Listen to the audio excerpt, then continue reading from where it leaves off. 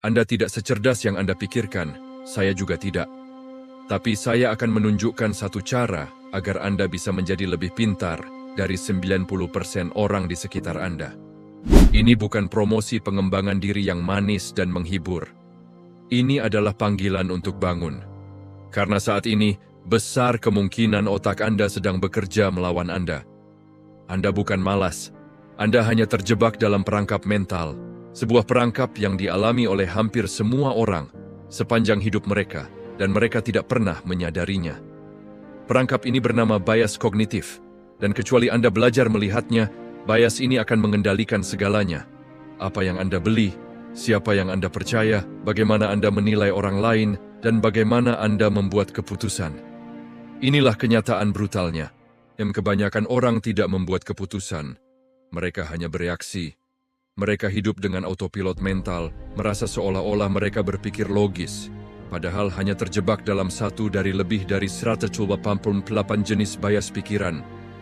Pernah berdebat dengan seseorang dan mereka tidak mau mendengarkan?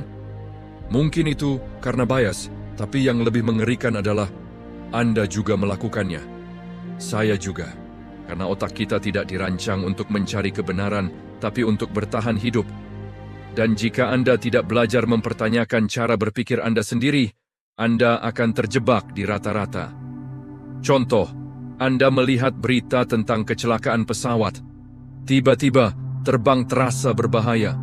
Itulah yang disebut availability bias. Otak Anda mengira sesuatu mungkin terjadi, hanya karena mudah diingat.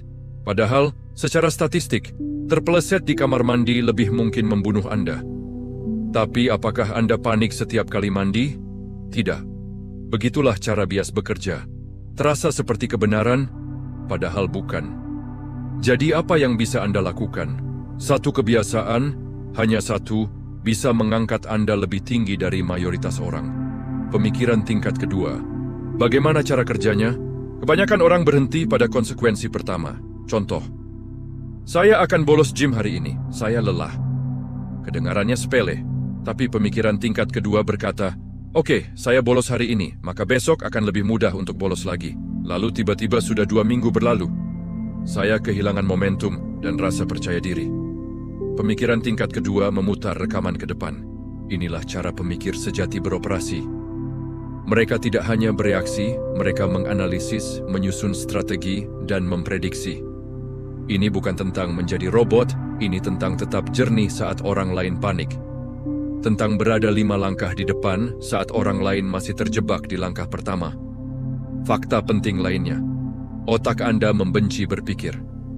Berpikir itu boros energi, makanya Anda lebih suka menggulir media sosial daripada menyelesaikan masalah.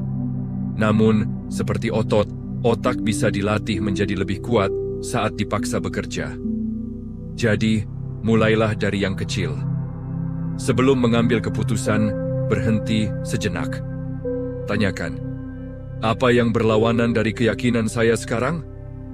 Bisakah saya membantah pendapat saya sendiri? Aneh? Ya, tapi disitulah letak kekuatannya. Anda melatih otak untuk berpikir, bukan hanya merasa.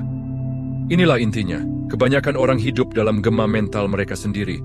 Mereka menggulir, mereka bereaksi, tapi mereka jarang berhenti dan bertanya, bagaimana kalau saya salah? Apakah emosi ini menolong atau menipu saya? Apakah saya benar-benar berpikir atau hanya mengikuti skrip? Latih dirimu untuk berpikir lebih dalam, maka Anda akan melihat hal-hal yang tidak orang lain lihat. Itu bukan sihir, bukan pula bakat. Itu hanya satu hal, disiplin mental. Dan karena disiplin itu langka, mereka yang memilikinya akan melampaui 90% orang lain. Jadi sekarang, tanyakan pada diri Anda, apakah saya akan menonton video berikutnya setelah ini? Atau akankah saya melakukan sesuatu dengan pengetahuan ini? Sekarang, giliranmu. Follow akun ini untuk pengembangan diri. Jangan lupa tinggalkan likes serta komentar kalian.